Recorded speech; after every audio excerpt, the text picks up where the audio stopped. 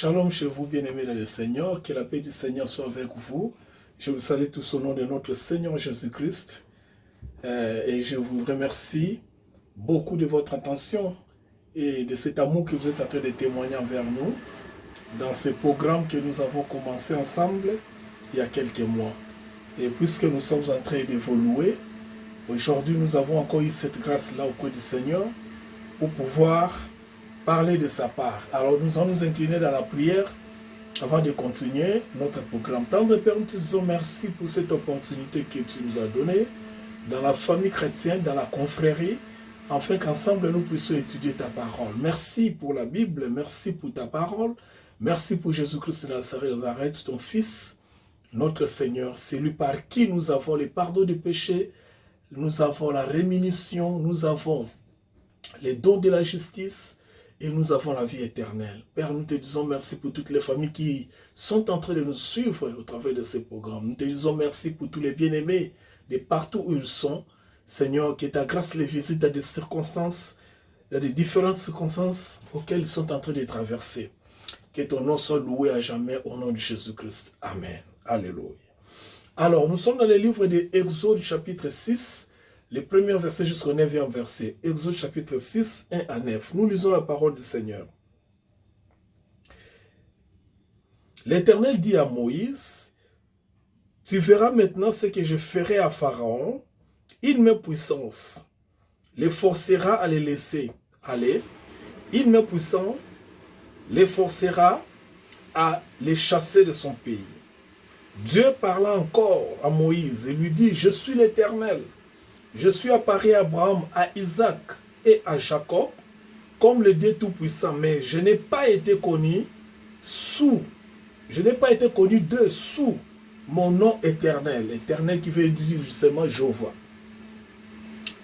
J'ai aussi établi mon alliance avec eux pour leur donner les pays de Canaan, les pays de leur héritage, dans lesquels ils ont séjourné. J'ai entendu les gémissements des enfants d'Israël que les Égyptiens tiennent dans la servitude. Et je me suis souvenu de mon alliance.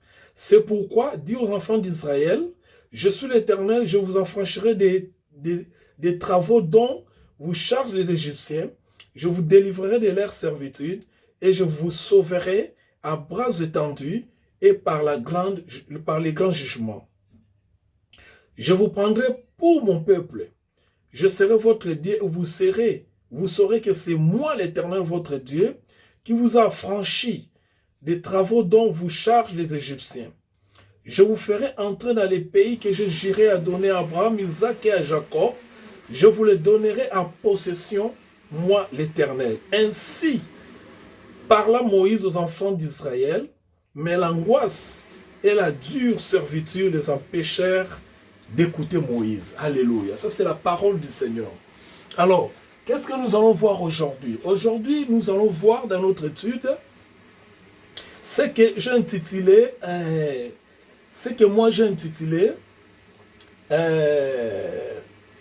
l'Exode et la rédemption, c'est-à-dire l'Exode dans le livre de l'Exode et la rédemption. Alors, d'abord, nous allons essayer de comprendre en quelques mots, brièvement, c'est quoi Exode. L'Exode, c'est tout simplement la rédemption. Exode veut dire tout simplement la rédemption. Et la rédemption, c'est quoi? La rédemption, dans les concepts bibliques, c'est les rachats. C'est les rachats. C'est la délivrance. La rédemption dans le concept biblique, c'est la liberté. Voilà, c'est la liberté. Comme le Seigneur nous a dit, vous connaîtrez la vérité et la vérité vous rendra libre. Donc c'est la liberté, c'est l'exode. L'exode, c'est aussi l'exit, comme nous disons en anglais, la sortie. Le départ, la sortie d'un milieu à un autre. Donc, vous voyez par exemple quelqu'un est dans un bus ou bien dans une maison. Alors, il veut quitter une maison pour aller dans une autre maison. Le mouvement de quitter la maison première pour aller dans la seconde maison, c'est ce mouvement-là qu'on appelle l'exode, c'est-à-dire la libération, c'est-à-dire la sortie, la rédemption. Mais la rédemption dans le concept biblique, c'est ce qu'on appelle les rachats. Et nous allons voir ça dans les lignes qui suivent de notre étude. Mais avant cela, voyons un peu ce que nous présente l'auteur du livre de Hébreux, pardon, de l'Exode. L'exode qui veut dire la rédemption, la libération, la délivrance, les rachats, c'est un livre qui démontre la puissance de Dieu, qui rachète un peuple, et c'est un livre aussi qui nous enseigne ce que Dieu a fait de ce peuple qu'il avait lui-même racheté, pendant et après les rachats. Ici, le peuple, c'est qui? C'est quel peuple dont on parle ici? Comme nous avons suivi notre étude, si vous avez été vraiment attentif avec moi, pendant tout ce temps, nous savons un peuple que nous appelons les Israélites, c'est-à-dire les enfants d'Israël. Israël qui n'est autre que Jacob. Jacob qui est le fils d'Isaac. Isaac qui était le fils d'Abraham. Abraham, lui, par contre, c'est celui par qui Dieu s'est révélé de plusieurs manières. Nous avons vu cela. Et au travers de toutes ces révélations, Dieu a promis à Abraham que tes descendants iront dans un pays étranger et ils seront assujettis. Mais viendra un moment, moi-même, Dieu, je viendrai et je les délivrerai, je les libérerai, je ferai en sorte qu'ils sortent de ce pays-là. Et la promesse s'est accomplie avec l'un des fils de Jacob, qui était Joseph. Quand il est parti en Égypte, il est devenu premier ministre en Égypte. Nous connaissons tous l'histoire. Et nous connaissons même la façon qu'il était entré en Égypte. Comme je vous ai toujours dit, pour des raisons doctrinales, nous n'avons pas le temps de dire tous les détails, mais nous sortons pour essayer un peu de donner les grandes lignes. Alors en Égypte, Joseph était devenu tellement puissant, sa famille l'avait rejoint en Égypte, et ensemble, ils étaient installés en Égypte. Et par là, ils étaient devenus nombreux, et dans leur nombre, le Seigneur avait fait en sorte qu'il trouva la faveur auprès du Pharaon, le roi de l'Égypte. Et plus tard, après la mort de ce Pharaon, l'autre Pharaon qui était venu avait compris que non, ce peuple est devenu nombreux, et il les laissait comme ça, peut-être ils deviendront ceci ou cela. Pourquoi tout cela? Parce que Dieu l'avait ainsi planifié. Vous allez vous souvenir que j'insiste ici, que Israël, donc les enfants d'Israël, les descendants d'Abraham, n'avaient pas une nation jusque-là. Cependant, les autres peuples avaient des nations, avaient des organisations sociétales.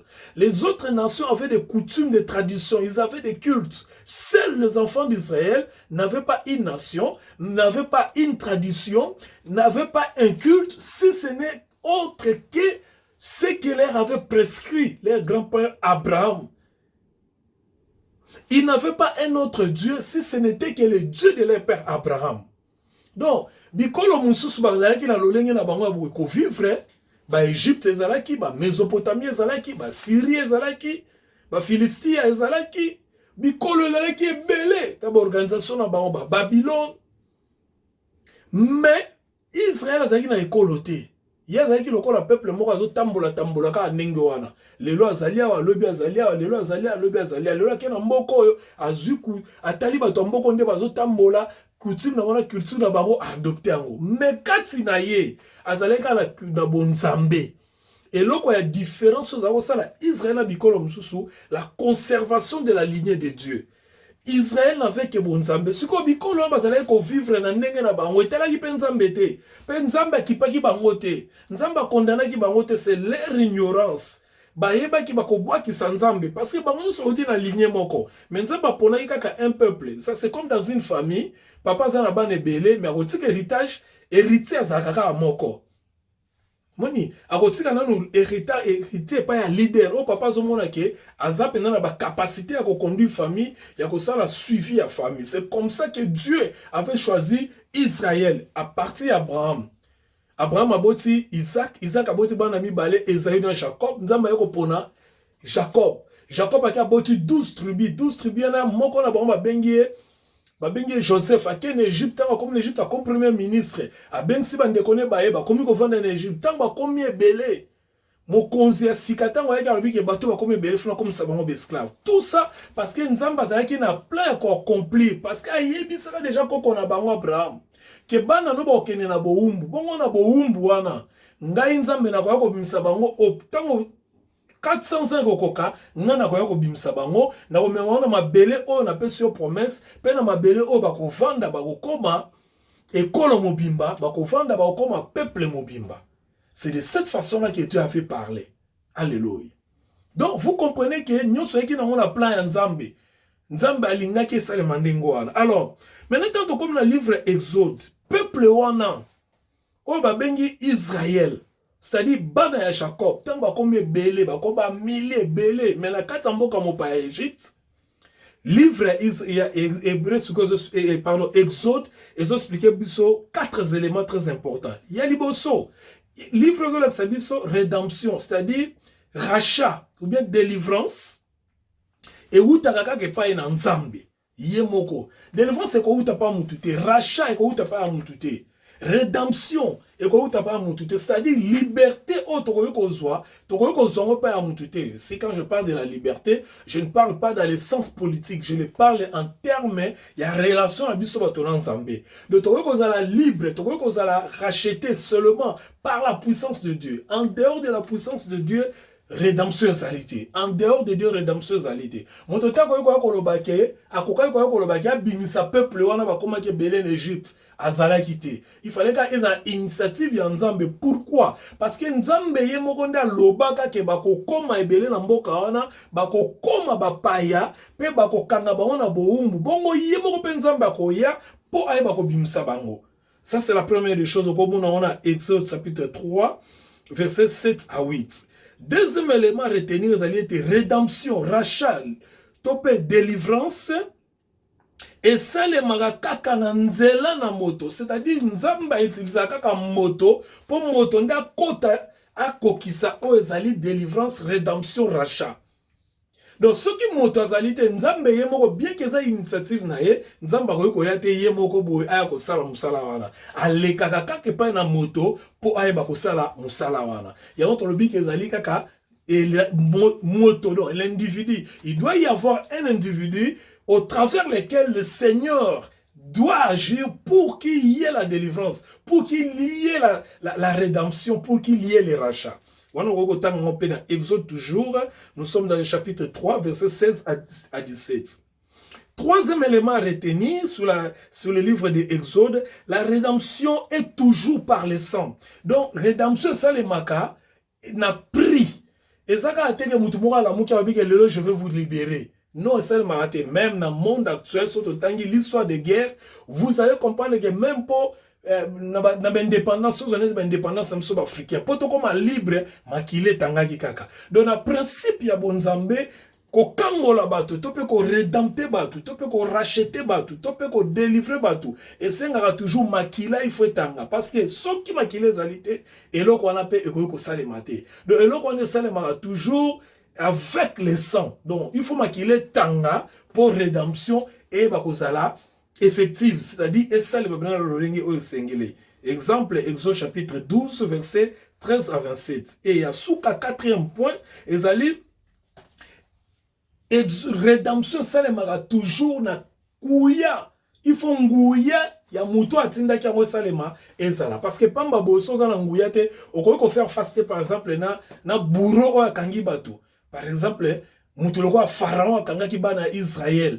Yo koko défier pharaon yo nani il faut la revêtir la puissance il y a muto atindi on a mission pour ba ko défier pharaon de façon qu'on retirer bana o jouer rôle et acteur o ko ba ko libérer bana o ba kanga maki et ça le kola lelo ou ba prise d'otage j'ai un film que j'aime beaucoup et ba natala rango mingi vraiment c'est un film o ebani mingi pour ne pas publiciter cela ici au moment que acteur rôle na ezali kaka akenda ko libérer bato bon pour nous libérer bato bazo pese ma koki nyonso na bokonzi ya mboka na ye po itakende ko libérer bato ozomona c'est ça la rédemption. La rédemption c'est le maka na nguya. Alors les 4 éléments o ezali biloko o livre ya Exode ezali kolakisa biso pour na ko mema biso na niveau ya ko comprendre c'est quoi en réalité la rédemption, c'est quoi en réalité les rachats, c'est quoi en réalité la délivrance.